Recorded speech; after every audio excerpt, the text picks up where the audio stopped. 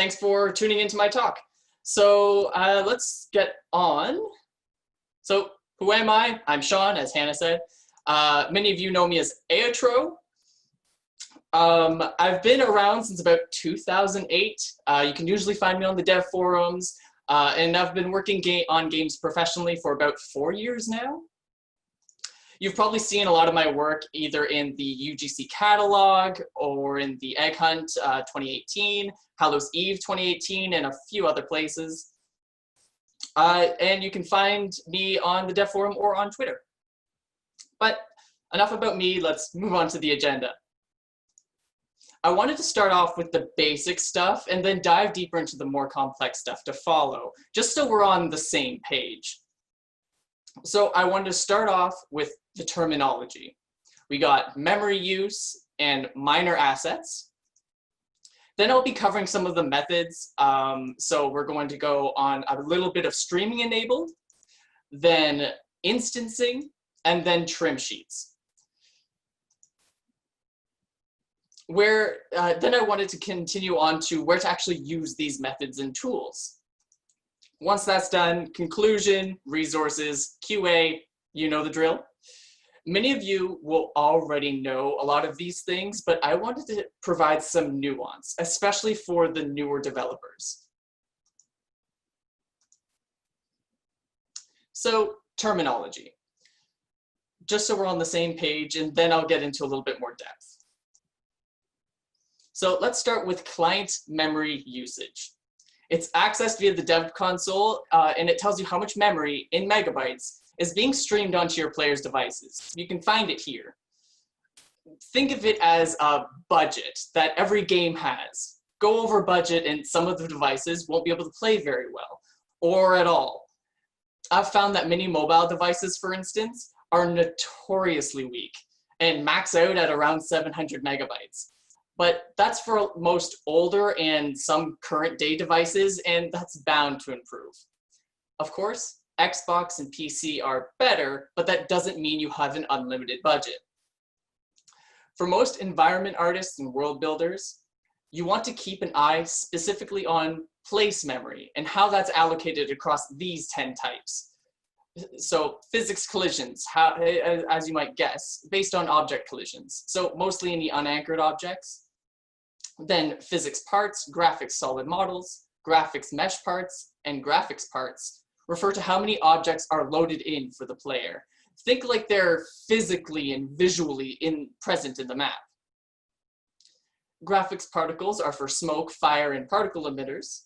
Graphics texture is, obviously, how much memory is being used for any images, like decals or textures on mesh parts. This one gets pretty impactful. And finally, terrain voxels and terrain physics, which tells you how much terrain is in your map. This one adds up pretty quickly if you aren't careful. Often, devs ask me why their game is running slow. Usually, once I see how their place memory is allocated, I know what they can change to help performance. Just know that every game is different. Some games allocate more memory to textures or terrain, and that's okay. As the world builder, you know what your game needs most. And an important thing is to stress test your game, and on different platforms too, especially mobile, if you choose to launch there. It's your best method of knowing where to go forwards with the tools that I'm going to be explaining later on. But before I tell you what minor assets are, give me a second to explain how they're different compared to major assets. Major assets are typically the things players actually play or interact with most. The cars players drive, the tools and weapons they use, the characters themselves are all very important and not usually something you want to cheap out on that memory budget I explained earlier. However, and this is important, major assets usually only make up a fraction of your game's total assets, which is great for us. Take the city as an example. Here's the whole map. Now, here, I've removed all the major assets. Even without them, it still looks like a city. Now, here's that map without any minor assets. It's mostly empty except for the buildings where players are actually playing the game. If you reduce the impact on your minor assets with the methods and tools I'll be sharing, you'll have more to spend on the major stuff, and your players will thank you. So, to recap, props, clutter, vegetation, some buildings can all be minor assets depending on how you use them. For example, shipping crates, fuel tanks, and other clutter are all minor assets for this game specifically. They have no other purpose than to be present. And as I said, they may be minor, but they make up a huge part of your game's visuals. And of course, just to allocate resources appropriately. And now on to the fun stuff, the methods and tools. As I said earlier, these tips are mostly geared to reducing memory of minor assets, since in most cases they have the largest total impact on performance. I wanted to start off with the very easy and then dive into the more complex tools. And as I said, starting with the very easy. Streaming enabled is pretty straightforward.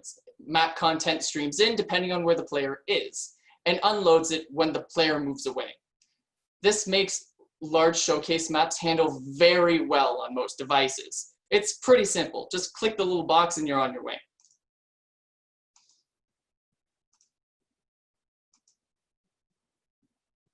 If you have a large showcase, I highly recommend streaming. I use streaming enabled on one of my own showcases because otherwise it was unplayable. Before I used streaming, the memory use was 1,600 megabytes, annoyingly slow even on stronger PCs. After I turned on streaming, that memory use dropped to under 600 megabytes. Now I can ship this showcase to mobile if I wanted to, or it allows me more budget to put in more stuff if I wanted to stay on PC or Xbox. Of course, as many of you know, there are a lot of caveats to how streaming enabled works. Obviously the biggest, and why I only really suggest streaming in exceptional situations, is that it can mess up a lot of the coding that your poor programmers worked hard on. And while there are updates to how streaming enabled works, such as the new request stream around async, fast player movement can cause additional issues. We can only hope that as streaming gets a little bit more refined, that it will be way more impactful later on. But since streaming enabled doesn't work for every situation, let's look at a tool that does. My personal favorite, instancing. The best part about instancing is that it's automatic. It will always be applied to your game. All objects and images are already part of instancing. However, you can maximize its effectiveness with some clever planning. For instance, pun intended, these 7 unique objects with 5 unique textures can be expanded to over 40 unique looking assets, even though they're all the same pieces. These are known as modular assets, as the pieces are all modular and can be assembled differently. However, if each of these trees were their own unique mesh, I would need over 40, each with their own texture. While this would still instance fine by itself, it doesn't maximize its effectiveness and save you on that memory budget. This can be applied to buildings too. Here you can see some modular pieces I slapped onto a building exterior. Here's the same principle expanded to other buildings. And now it's applied to a whole city, with additional modular pieces thrown in to add even more variations, all of which are instanced too. Had I made each building here uniquely, it would have had a much larger memory use impact and taken a lot longer to assemble. Keep in mind, that's also something that you want to allocate. So to recap, maximizing instancing is easy. It just takes some understanding on how it works. Get modular with your assets. My city looked much more alive after throwing in some air vents, billboards, dumpsters, and more, in addition to just the buildings themselves. If you know you're going to have a lot of any kind of asset, consider breaking it down into more modular pieces to really hook into that instancing. It could save your game and your performance. There is one caveat, however. For assets that I know will be copied a lot, like trees, I try to make 2 or 3 shapes and sizes, or else it tends to look a little too repetitive.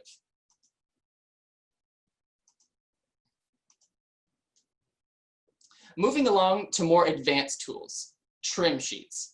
This one requires some 3D modeling knowledge, and for this, I personally use Blender. However, it can be done in any 3D software that has UV tools. I know it's not specifically Roblox. However, trim sheets can help you pack a lot more textures into your game, something that will be very important with the release of surface appearance. Trim sheets are also an industry standard, and knowing how to use them effectively is a huge benefit to your career as an artist. So the way trim sheets work is that many assets are UV unwrapped onto a single texture sheet. So as you can see here, these toolboxes all use the same texture, and their UVs occupy the same space. Think of it as instancing texture space. For example, I listed out, for this example, I listed out all the workshop assets I wanted to include on the trim sheet. Some toolboxes, sheet metal, crates, etc. This lets me plan for how much texture space I want to reserve for each asset. I know the red paint was going to be used often and on the most assets, so I gave it the most space on the texture.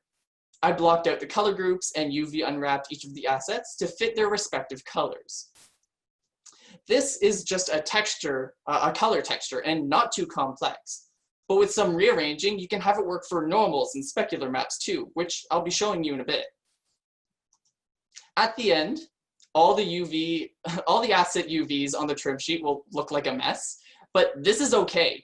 It means you maximize the space you had, which is exactly what you want.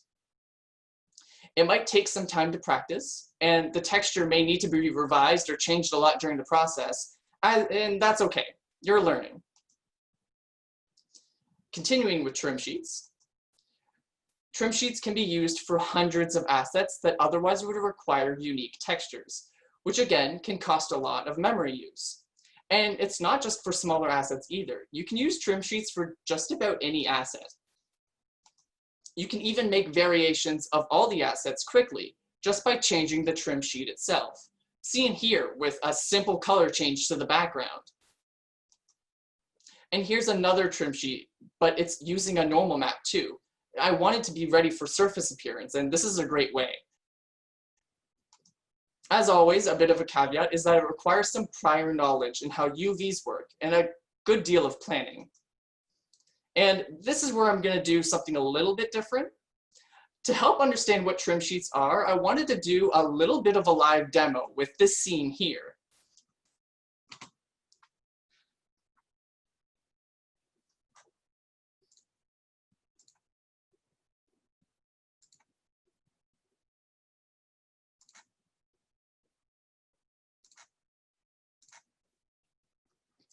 So, as you can see, in this scene here, it's all using, on all of these assets, are using this specific trim sheet. And this is the normal map. As you can see, all it takes to really assemble these assets in their modular pieces is just a simple rearrangement. They all use the same texture sheet. So to really use trim sheets, what I tend to do is I'll start with a basic shape.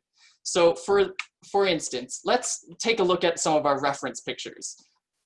Let's do something about this window here. I really enjoy how it is a series of windows. It's not just a single pane of glass. So let's try something involved with that specifically. Let's cut this in half and then cut it again. Delete the extra geometry. And now I have a simple window, but let's not stop here. Let's do this again.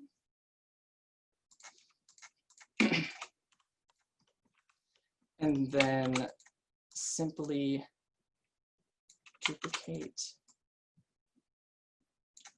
And now we have a good base window, but there's obviously no frame or anything. And that's part of the beauty of this window here, is the frame is fantastic. So let's take another piece of the trim sheet. This door frame is also used for wooden planks. This one right here is a perfect example. So let's bring that over.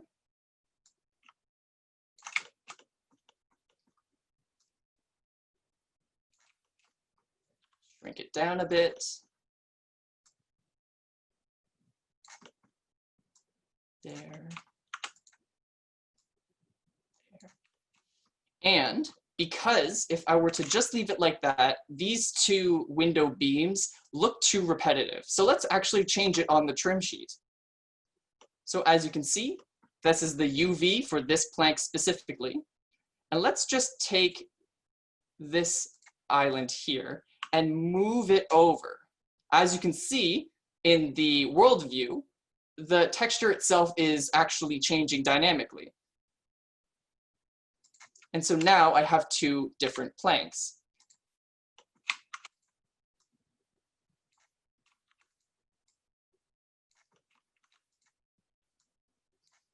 Let's give it a good base.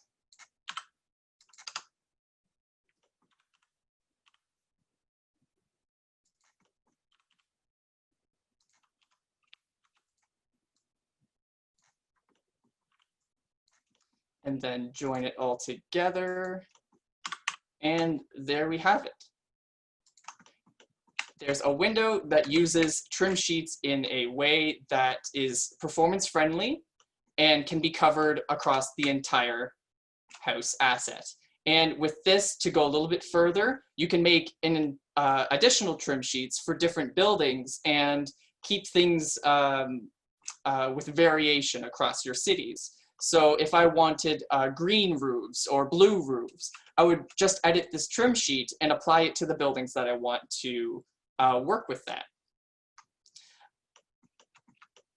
And of course, always use reference art for your 3D models. There's no shame in that. I use references all the time, and I find that it really helps me get to the foundation of the thing that I'm making. And that's trim sheets.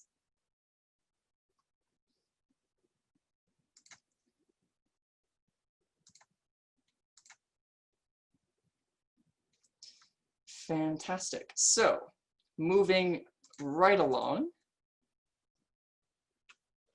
So now that you have a few tools at your disposal, one thing that I've always found was that you don't really know when to use them. So I've always heard, okay, great, you've taught me all of these tools, but where do I use them? Where do I apply these methods? Because it's one thing to know that these tools exist, but it's another thing entirely of when to apply them. So let's take a look at a map I did for Pet Ranch Simulator 2. It's by Albatross Studios. You can see that the map isn't huge or overly complex, and due to how gameplay works, not a great fit for streaming enabled. Talk with your coders before looking at this option.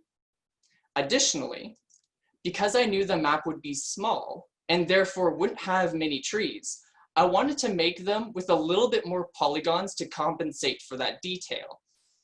With this in mind, I chose to not split them up into those more modular pieces that I mentioned earlier. These trees were still minor assets, but I treated them with a little bit more of a major asset. This is a call that I made with the style and requirements in mind. However, the opposite is true for the underside of the map. I knew that many players wouldn't even see this angle, and thus really just use the same layered rock mesh repeatedly. You can see the same use of instancing with the bushes, fences, crystals, and other minor assets around the map. So key takeaways for the when and the where are, as I said, not every game can use every method, but you're the artist. You make that decision based on what you want your game to prioritize. Oh, here's a huge one. Don't micro-optimize. These 4 houses here are all making okay use of instancing, but they could be better. But that would have taken more time. Time that is better allocated for the more major assets, like the huge tree in the center of the map. Oh, and test often. For the egg hunt in Hallows Eve, we tested on low-end mobile devices with full servers of players to give us the best worst-case scenario, and use that as our baseline, which saved us from a lot of issues. And that's that. Here's a few links to additional resources, as well as the trim sheets files if you want to tinker around with them. I'll post this all in my Discord chat. I hope you feel a little more prepared to tackle on larger maps or revise a current map that's just not running as well as you would like. Thank you. Awesome job, Sean. All right, it looks like we actually have some questions and we have about 15 minutes to go through them. So let's just get started. So from Novacopta today, I've seen some posts in the past about certain terrain shaping being less expensive on performance. Any advice on that? So terrain shaping is, from my experience, a little bit messy. Think of it almost as if a cup that is like half full or a quarter full or fully full. I've found that voxels kind of work in that same way, where if something is only like a third full or 3/4 full, Roblox has a weird way of rounding that out. And so I know there are some plugins and some tools that you can write yourself that kind of fill in these weird anomalies of like half full voxels because they don't count them as 1 or 0, somewhere in between. There's ways to do that. I found that I really like using the smooth brush to kind of keep everything rounded in a nice way, but still looks nice itself, because you don't want like a staircase of terrain either. Got it. Awesome. Bear Tikal today.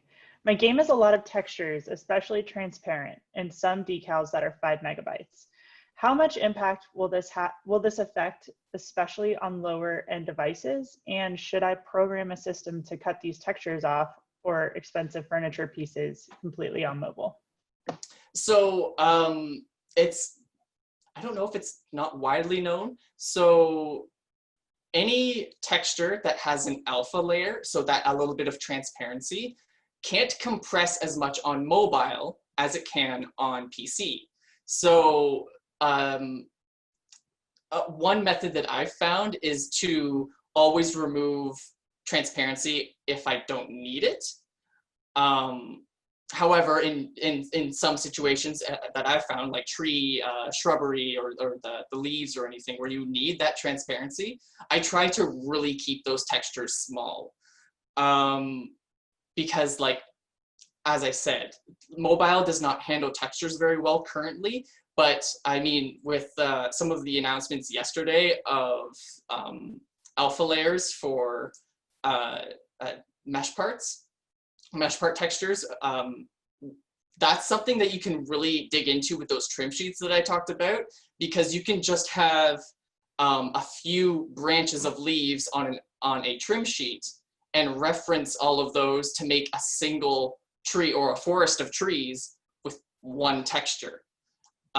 So, I mean, currently there's no real good way to handle it, unfortunately. But with those tools coming down the pipeline, I'm really excited to start playing around with them, and I think you'll see a big improvement for your game. Awesome.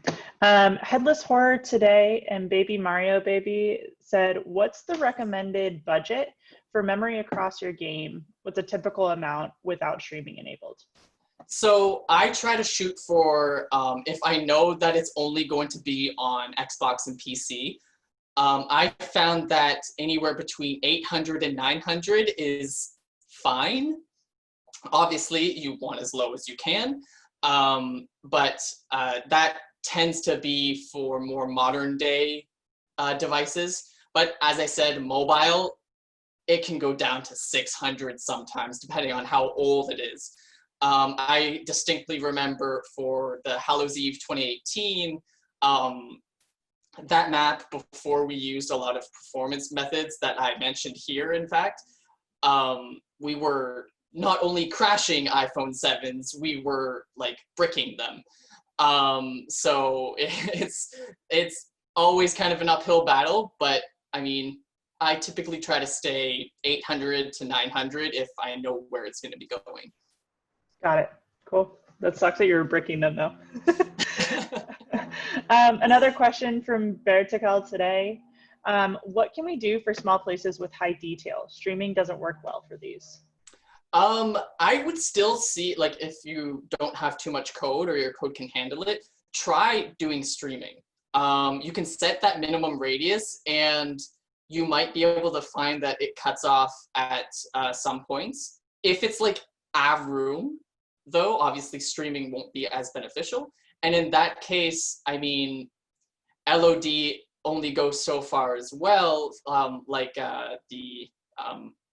what is the setting? The fidelity setting for mesh parts. I mean, that also has a radius, so that doesn't also help. In those situations, I would, if you have mesh parts, do a revised edition with some optimization to your mesh parts themselves. Use trim sheets, definitely, if you're using those kinds of textures. If you have a lot of parts, especially ones that you don't need to have like player collisions for.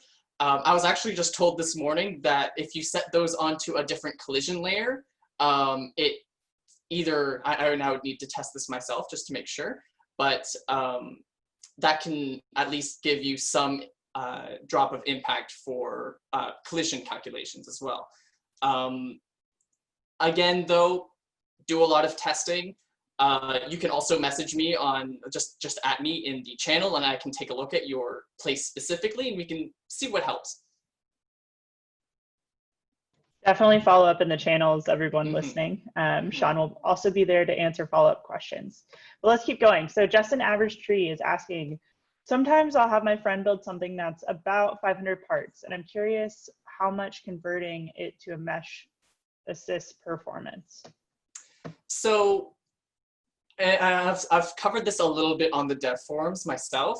I really don't like comparing X amount of parts is equal to X amount of unions is equal to X amount of mesh parts, because there's a lot of differences in between all of those things. So something like 500 parts, if it's a house and it's 500 parts, but a lot of those parts are the same size, that, like, all parts, the geometry is already known for the client, and they're already very, very lightweight. They're called, years ago, featherweight parts. Basically, you could have like 100,000 of the same size part and it would count as a few. So like 500 parts is probably fine. If you find that there's a lot of repetitive, say, in my experience, what I did for the Egg Hunt 2018 is in one of our worlds, we had cornerstones on all of our buildings. And across an entire city, that was adding up to about 2,000 parts or more. I just switched that out for a mesh part of that same cornerstone. And I found that it really reduced our performance. But again, that's not always possible or applicable to every situation. So basically, the takeaway would be to try to reduce part count by switching it to mesh parts, but just don't throw all of those parts into Blender, make them into a mesh part, and then export it again, because that might not be any more performance or worse. So, you know, take it step by step, maybe do the more repetitive pieces, maybe the roof or the cornerstones, as in my experience. and then just kind of keep on iterating on that. That's a big thing about performance optimization itself, is you're always kind of iterating, and that's kind of expected. Awesome. All right, Yin Yang 4. Is it better practice to use trim sheets to make a complete model or modular mesh assets? So I would use a trim sheet for, I guess it really depends on, if I wanted to make an entire city, I would probably use trim sheets for buildings themselves if I knew that they didn't need to be modular pieces. A good example is that, so Skyrim, Oblivion, and Morrowind, most Bethesda games actually, they will keep all of their house buildings modular. So like the roof, in my example, in Blender, the roof would be one piece, and then, or a series of pieces. All interior pieces would be like a corner piece, a wall piece, the floor, because they know that they have a high volume of buildings that they need to assemble. And it works for their situation as well. So like there isn't really any bare minimum rule. I personally like modular because I can play around with them in Studio and I'm not limited. So like, for example, and I know this is getting to a long-winded answer. For example, if I was in a development process, I make the map, I make all the assets, we launch the game, 6 months later, we want to update. If I wasn't ready and was just shooting out entire houses as their own meshes, I'm not really ready to update, or I would have to do a lot more work. If I keep those pieces modular though, I would not have to do as much work because it's just a matter of assembling them in Studio. I wouldn't have to go into Blender. I wouldn't have to go into, I use Clip Studio for a lot of my texture work. That takes time. And that's, I mean, its own kind of allocation, like you want to allocate your resources appropriately. Obviously for the more major assets, I try to make them more unique and more complete without modular pieces. But you don't have to, and again, just keep on kind of iterating on it and seeing what works. Awesome. All right, Street Teen K, hopefully I'm saying these right. Is it worth making assets with LED, even making more instancing, or is it just better to use render fidelity properties? So in my experience, I have been lucky enough to have a programmer who can set LOD levels dynamically based on parts. So just going back to my own example, those modular houses that the city that I built in earlier in the presentation, the windows are on a different LOD level than the rest of the building.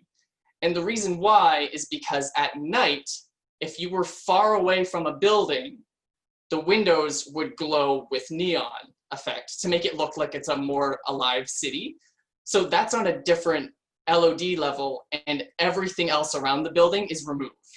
So that's kind of an optimization thing. So I guess to go back to your question, is it kind of, what would it be? I guess like play around with it and see. Again, like kind of post your specific situation in the chat and maybe we can see what works and what doesn't.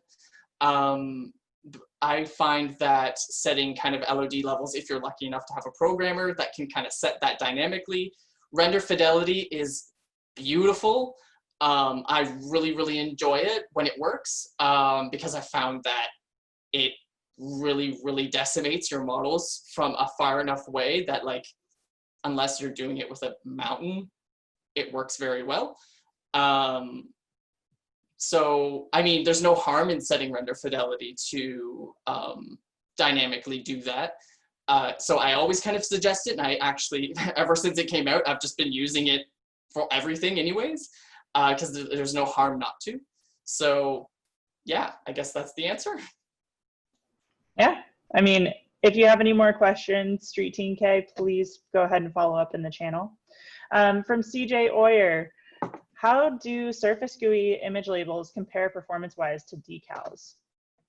I find that decals are pretty basic. Surface GUIs are, I mean, I've not had as much experience with Surface GUIs. I've used them personally for texture atlases. Actually for that example with the trim sheets where I had like those oil slicks on that warehouse. Actually, let's see if I can, is my screen still sharing? Can I go back to that slide? Yeah, go ahead. Yeah, let's do that. Because I know I used a texture atlas for, where's that picture? I'm sure I used it somewhere. Here it is. So as you can see on the picture, so that oil slick, the crack in the wall, those are using a single texture, like texture atlas, and then I'm using Surface GUIs to kind of texture atlas place them, because I found that that works really easily for me, and I'm not having to do a lot more management with how, like, there's, I think, 32 textures on that texture atlas itself. I would have to then worry about 32 decals, which I don't want to do, especially for this situation where it's only a showcase. So I'm not too concerned about performance in that sense. So really see what your workload is. If you're finding that you're getting like dozens of decals, don't use decals. If the situation allows it, just use a texture atlas as a Surface GUI. Awesome. All right, we have time for 2 more questions. And then please put all other questions, if we don't get to them, in the Dev Build Performance channel on Discord. So it's the evil one. My game relies heavily on multiple decals and textures. What's the best way to optimize this? The first thing I always do to optimize is just see what the resolution of the textures are. A lot of times, if you have, like in my experience, if I have a flower or a field of flowers, if it's using a texture bigger than, like, I don't want to say 64 by 64, but let's go 128 by that, that's usually fine. Like, I don't go bigger than that. If you have any textures that are 1024, really think if you need those to be 1024 or even half that. And if you do, especially for those major assets that I was talking about earlier, CA, if you can do any of those textures with trim sheets, texture atlases with the Surface GUIs, as I mentioned, or just reducing their size. Again, there's also always the concern of texel density. Basically, if one of your assets are zoomed too far in to a texture, then it will get blurry, whereas other assets are really crisp and clean. You know, keep an eye out for that. And if you have to reduce the resolution of all of your textures just to make it look consistent, that's usually better than the opposite of picking and choosing the assets to make more optimized, where all the other ones are still clunky. Just make them consistent. Last question, let's make it a good one. Tyrage77 asked, do you use Substance Painter design, or is your workflow mostly Blender based? So my workflow, if I'm doing a texture that I can't paint in Blender, I use Clip Studio personally. I know Substance Painter is a really good industry standard, and I would push for that if you can afford it. I've used Clip Studio for years now for my own projects as well as game development. And it's just something that I'm personally comfortable with. But I mean, that's just the workflow that I've gotten used to personally. If you want to learn more industry standard tools, I absolutely suggest Substance.